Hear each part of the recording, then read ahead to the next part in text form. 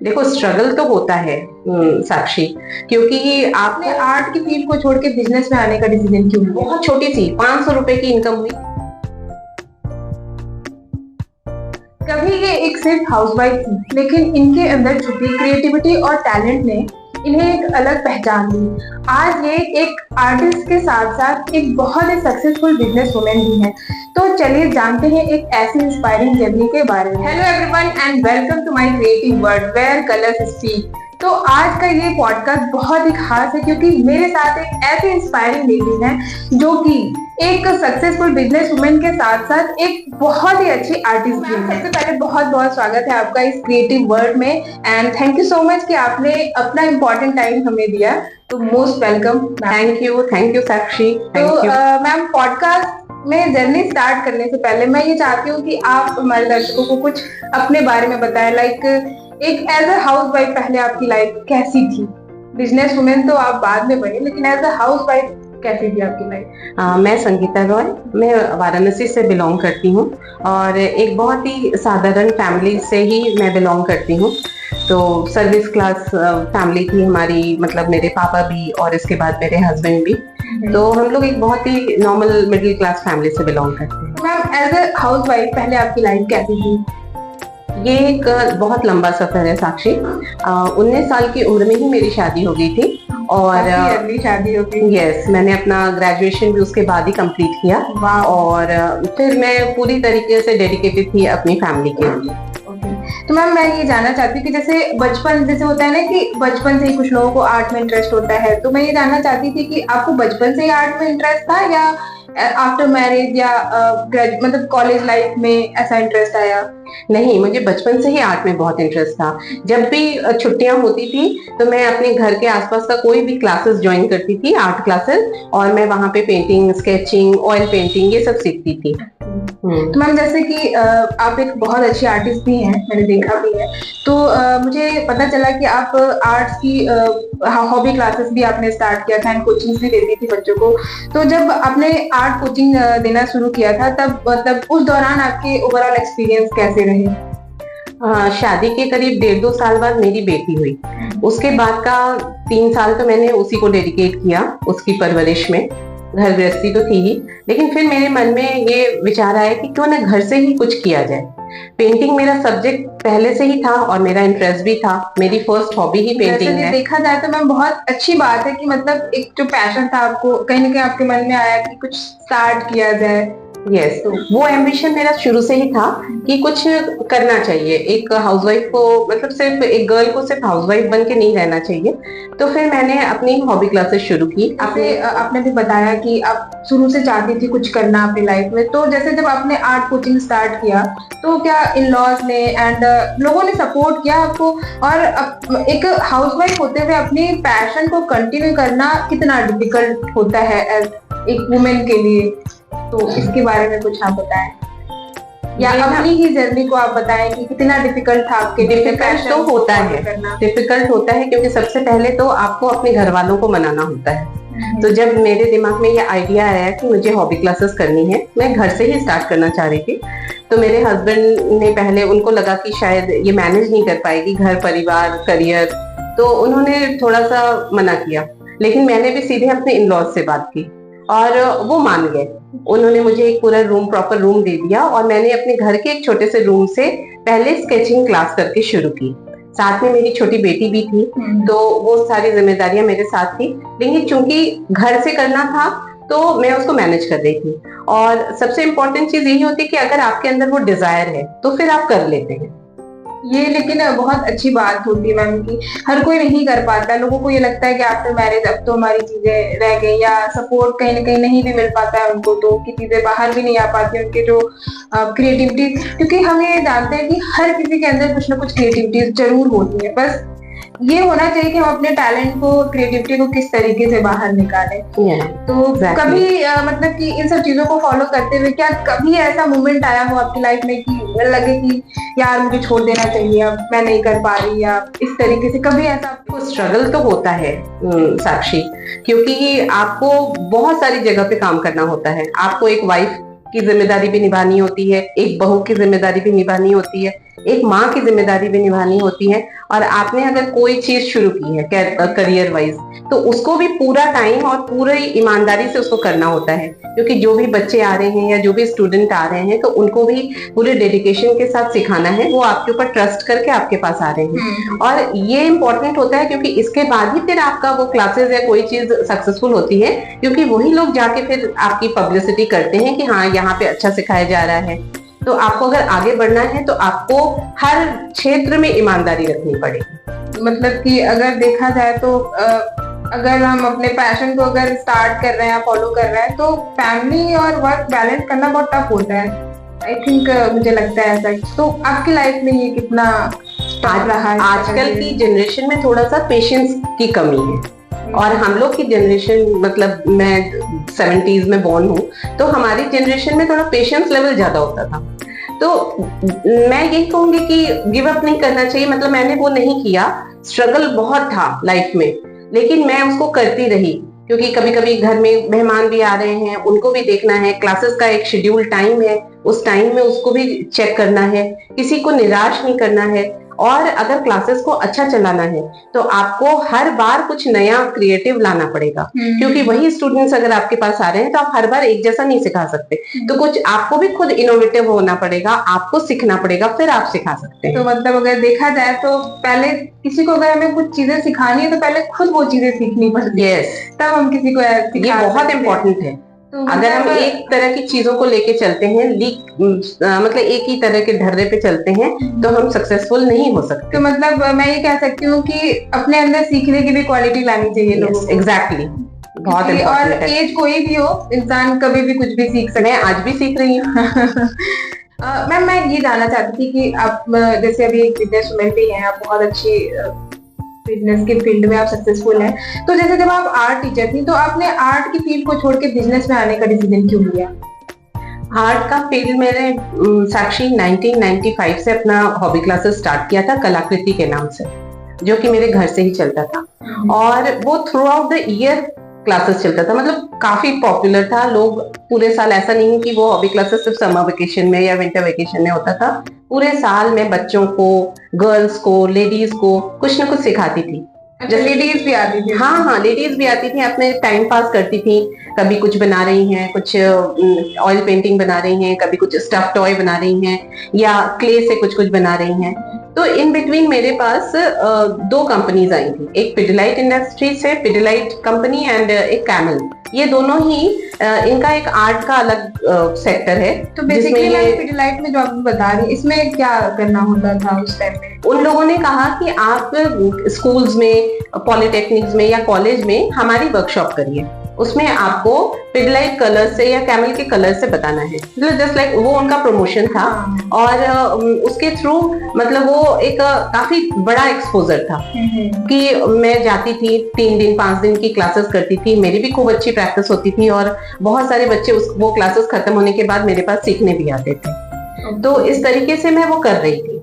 Turning point आया तब जब कि मेरे साथ थोड़े हेल्थ इश्यूज हुए, तो उस टाइम तक मेरा बेटा भी हो चुका था। मतलब वो तो जब पैदा भी हुआ है, मैं तब तक भी काम कर रही थी, मैंने ब्रेक ही नहीं लिया। जिस दिन वो पैदा हुआ है उस दिन भी मैंने क्लासेस की है, मतलब ऐसा है। तो मतलब एक्टिव रहती थी हमेशा से ही थोड़ा सा। मैम देखा जाए तो इसके लिए कहीं ना कहीं काफी हिम्मत चाहिए कि आपकी बेबी मतलब बॉर्न हुआ है और आप उस दिन भी क्लासेस दे रही हैं। जैसे आज के टाइम में ऐसा नहीं होता है। नहीं, थोड़ा सा फिटनेस का शौक मुझे शुरू से ही रहा है, तो मैं वॉकिंग वगैरह करती थी, थोड़ा बहुत वॉकिंग एक्सरसाइज ये सब मैं करती थी, तो वो मुझे कहीं ना कहीं हेल्प। तो क्या ये सब चीजें करते हुए आपको स्टार्टिंग में डर लगा था? जैसे होता है, हर किसी को डर लगता है, जैसे मन में ये आता है ना, अगर यार मतलब हम जनरली सोचते हैं, जैसे मैं अपनी बात करूं तो अगर ये नहीं हुआ तो देन फिर मैं क्या। तो क्या ऐसा कभी डर लगा आपको स्टार्टिंग में ये सब चीजें करते हुए आपको? नहीं, मुझे डर कभी नहीं लगा। नहीं, मतलब शुरू से ही मुझे था कि मुझे बहुत विश्वास है अपने ऊपर, और मुझे लगता है कि अच्छे मन से अगर किसी चीज को करो तो भगवान आपका साथ देते हैं। ये मेरा हमेशा से ही, मतलब ये मेरा थॉट प्रोसेस है। मतलब कभी भी मन में ऐसा आया ही नहीं कि मैं डरती हूँ या मुझे डर लग रहा है नहीं कर पाएंगे, ये सब नहीं, ऐसा कभी नहीं, कभी नहीं है। तो जैसे कि जब आपने मैम जब अभी फिलहाल क्या हम ये जान सकते हैं कि आपने कौन सा बिजनेस स्टार्ट किया? हाँ, मैं वही बता रही थी, टर्निंग पॉइंट आया था कि थोड़े से हेल्थ इश्यूज हुए थे। मतलब अपने 40s की मैं बात करूं, तब तक मैं 40s में आ चुकी थी। तो उस टाइम कुछ कुछ हेल्थ इश्यूज हुए थे, जिसकी वजह से मेरी एक फ्रेंड ने मुझे कुछ फूड सप्लीमेंट बताए। मतलब समझ लो कि उसने इंट्रोड्यूस किया। उसके पहले भी बहुत सारी कंपनीज थी, वो लोग बताते थे, तो मुझे ऐसा समझ में नहीं आता था। लेकिन ये चूंकि एक स्वदेशी कंपनी का था, तो उसके कहने पे, और वो मेरी बहुत अच्छी दोस्त थी, तो उनके कहने पे मैंने वो चीजें यूज की। तो जब मैंने उसको इस्तेमाल किया तो उसका बहुत अच्छा बेनिफिट मुझे बताया कि इसमें एक बिजनेस भी छुपा हुआ है। आप जितने प्रोडक्ट यूज करते हैं या प्रमोट करते हैं, तो आपको उसमें भी बहुत सारा फाइनेंशियल बेनिफिट आएगा, मतलब आपकी इनकम आएगी।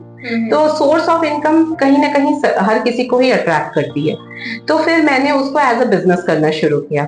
और ये एक ह्यूमन नेचर होता है कि जहां से आप ज्यादा अर्न करते हो, ऑटोमेटिकली आपका सारा फोकस उस पर चला जाता है। तो इसलिए फिर मेरा ये आर्ट वाला सब चीजें थोड़ा थोड़ा स्लो होने लगा। और ये जो मैं बिजनेस में, और कहीं ना कहीं आप उसमें एंगेज ज्यादा होने लगी धीरे धीरे, क्योंकि इतना उनको यूज करके मुझे जो रिजल्ट्स आए थे, तो उसको बता के ही उसमें मुझे बहुत अच्छा बेनिफिट मिलने लगा। लेकिन हाँ, मैं ये जरूर कहना चाहूंगी कि सप्लीमेंट्स मुझे सूट किए और मुझे उसका फायदा हुआ। तो ये this is only own my decision only. तो मैम, जैसे कि मैं ये जानना चाहती थी कि जब फर्स्ट अर्निंग, या जैसे होता है ना कि जैसे अगर यार कोई पर्सन जॉब में है, जब फर्स्ट अर्निंग होती है, फर्स्ट सैलरी मिलती है, तो वो मोमेंट कैसा रहा आपकी लाइफ में? जैसे जब आपको फर्स्ट अर्निंग हुई थी, तो क्या फील हुआ था उस टाइम? वो जो एहसास है ना साक्षी, वो मतलब उसको हम एक्सप्लेन ही नहीं कर सकते। मतलब बहुत छोटी सी 500 रुपए की इनकम हुई थी जिस टाइम मैंने एक बच्चे को फर्स्ट टाइम अपनी आर्ट क्लासेस में एडमिशन दिया था फॉर स्केचिंग। और मतलब वो 500 रुपए अनमोल है। मतलब मुझे लगता है कि उसके आगे 5 लाख भी कम है। मतलब वो मोमेंट ही अलग होता है, वो एकदम अलग होता है, मतलब स्पीचलेस। मैम, जैसे मैं ये जानना चाहती थी कि आज आपकी लाइफ पहले से कितनी डिफरेंट है? मींस कि आप जैसे कि बिजनेस में आपको क्या क्या चैलेंजेस आए, और आफ्टर बिजनेस, जैसे आप अभी बिजनेस कर रही हैं, तो मतलब क्या क्या चैलेंजेस भी आए, प्लस कितनी डिफरेंट रही पहले की अपेक्षा अब की लाइफ? इसको तो मैं तुमको साक्षी यही बताना चाहूंगी कि वो जो एक सॉफ्ट संगीता रॉय थी, वो जैसे ही वो बिजनेस में आई, वो थोड़ी सी स्ट्रॉन्ग और थोड़ी स्मार्ट संगीता रॉय में कन्वर्ट हो गई। मतलब स्मार्ट इन द सेंस, क्योंकि अब कोई भी लेडी जब वो घर से निकल के वो कुछ काम करने निकलती है, तो उसको बहुत सारे चैलेंजेस फेस करने पड़ते हैं। वैसे भी हमारे इंडियन सोसाइटी पुरुष प्रधान है, तो इसलिए फिर उनके अपने अलग टैंट्रम्स होते हैं कहीं। और अगर हम इस तरह के किसी ओपन बिजनेस में हैं, जिसमें कि नेटवर्किंग है, जिसमें हमें लोगों से रेगुलर में मिलना है, तो उनका ऐसा सोचना होता है कि लेडीज इजीली अवेलेबल है, कॉफी पीने चलो, इस तरह की बहुत सारी चीजें हैं। मैं बहुत ब्लंटली बोल रही हूँ क्योंकि ये एक मैसेज है। आज के टाइम पे भी चीजें हो रही हैं। हाँ, तो उस टाइम आपको बहुत संभल के, बहुत स्मार्टली मूव करने की जरूरत है।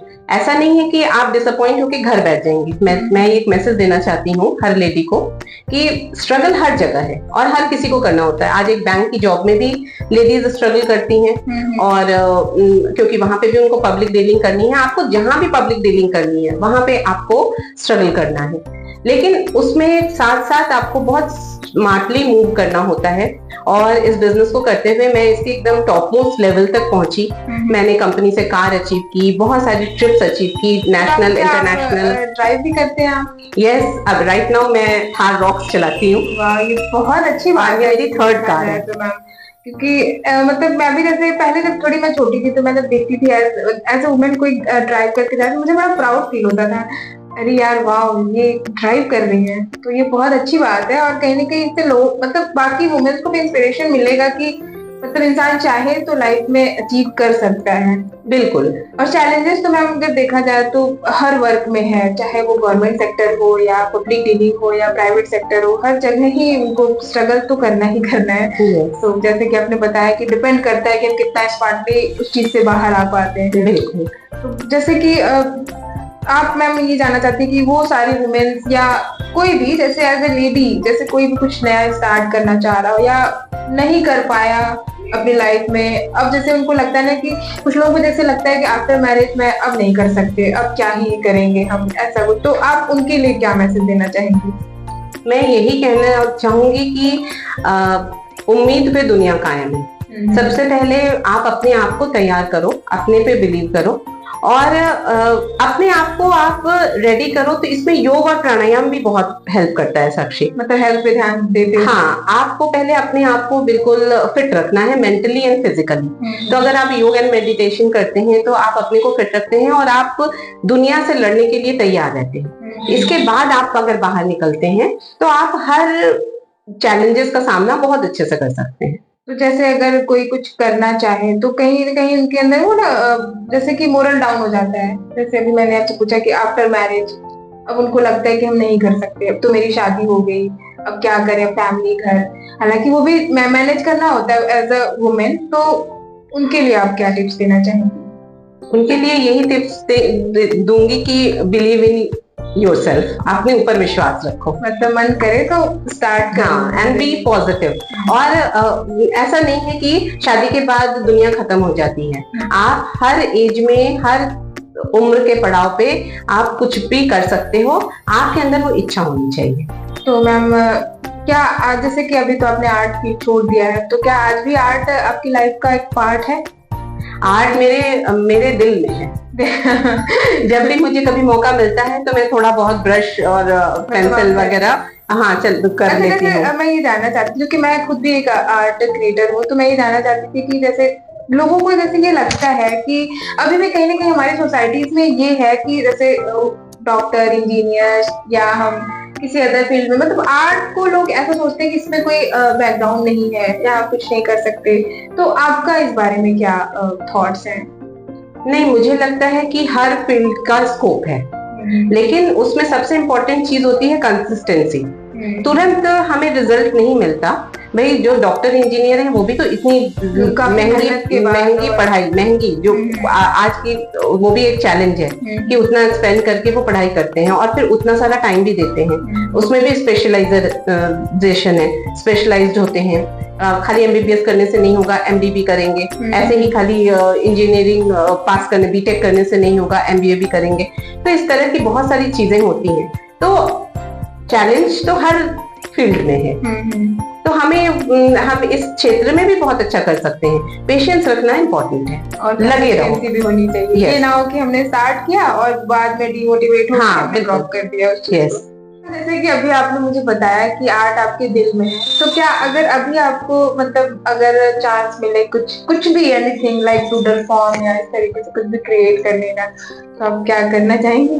बिल्कुल करना चाहूंगी। मैम ये रहा कॉपी एंड ये कुछ मार्कर्स हैं, जो भी आपका दिल करे ड्रॉ करने का या जो भी आपके तो माइंड में थॉट्स आए, आप जो भी कुछ क्रिएट करना चाह रही होगी। ऐसा कोई एक कंपटीशन नहीं है, मतलब ऐसे ही बस मैं ऐसे ही बैठो, कुछ बनाते हैं तो अच्छा लगता है। तो जैसे कि मैम मैं जैसे अभी आप ड्रॉ कर रही, तो अब मैं कुछ आर्ट से भी आपसे जानना चाहती थी कि जब आप आर्ट के फील्ड में थी, आपने जैसे कि कोचिंग देना स्टार्ट किया था, तो या फिर आप खुद भी आर्ट करती हैं और बहुत अच्छा आर्ट आप बनाती हैं, मैं ये जानना चाहती हूँ जैसे आपकी फेवरेट पेंटिंग मतलब क्या है? एक्रिलिक पेंटिंग या water colour, like oil pastels, बहुत सारे ऑयल पेंटिंग्स आर्ट होते हैं, तो आपकी सबसे ज्यादा फेवरेट क्या है? मेरा मीडियम ऑयल था साक्षी, ऑयल पेंटिंग। हाँ, वो मुझे बहुत पसंद थी। तो और मैंने बहुत कैनवसेस बनाए हैं। वाह। और बना के गिफ्ट भी किया है लोगों को।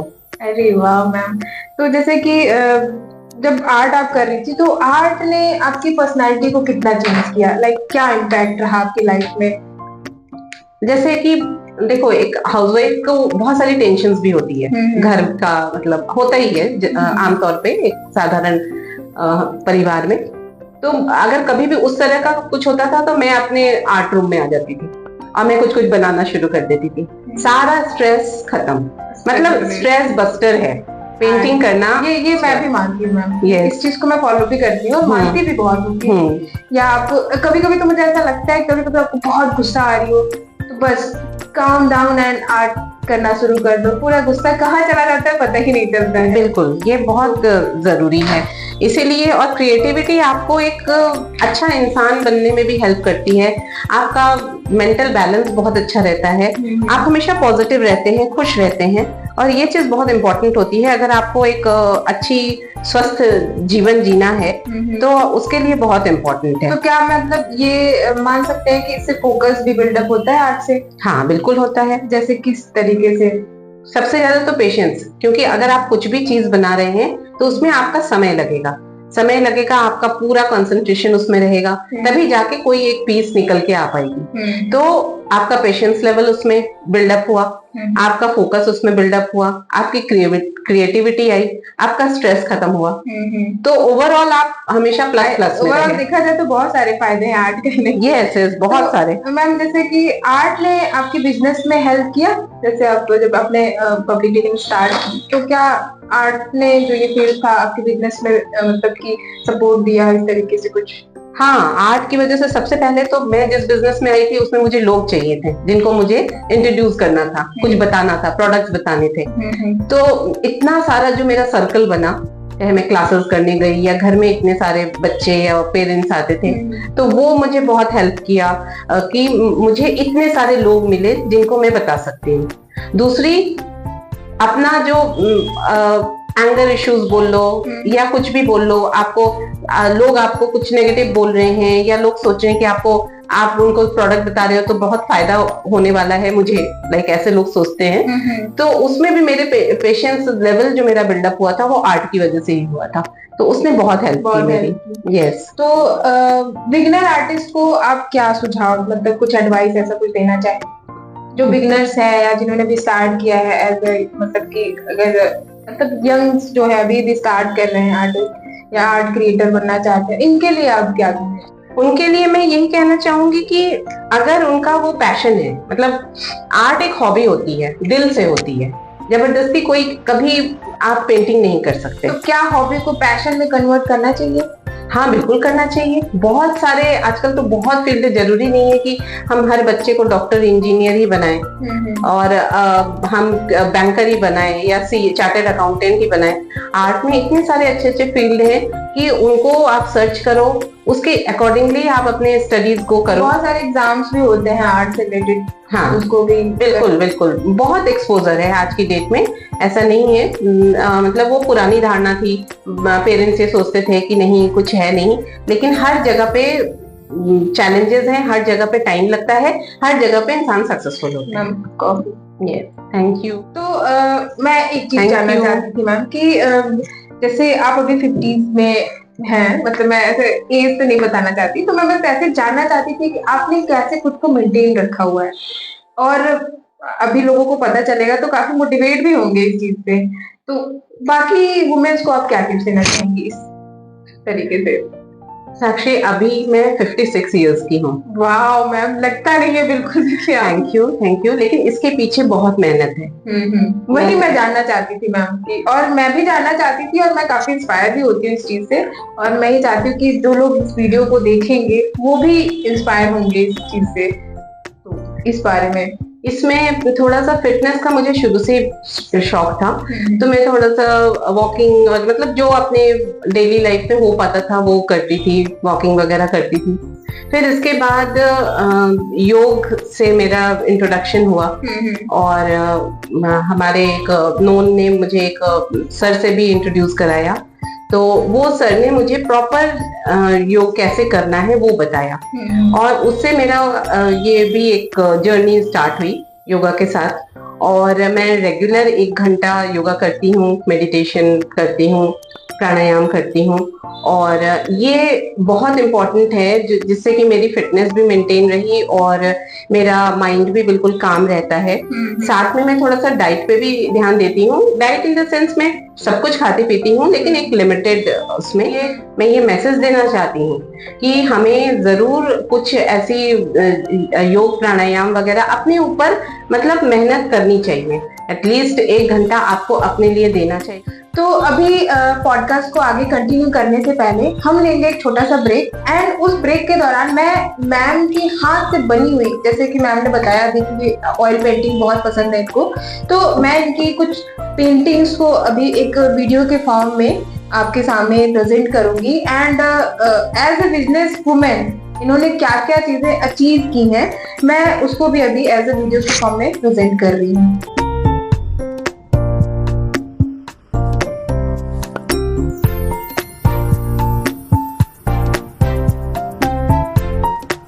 मैम अब मैं कॉफी के साथ साथ कुछ रैपिड फायर भी आपके साथ खेलना चाहूंगा, तो आपको क्विक आंसर देना होगा। लाइक इसमें कुछ आपके लाइक डिसलाइक्स होंगे। तो टी और कॉफी? कॉफी। ओके। कैनवास और बिजनेस? बिजनेस।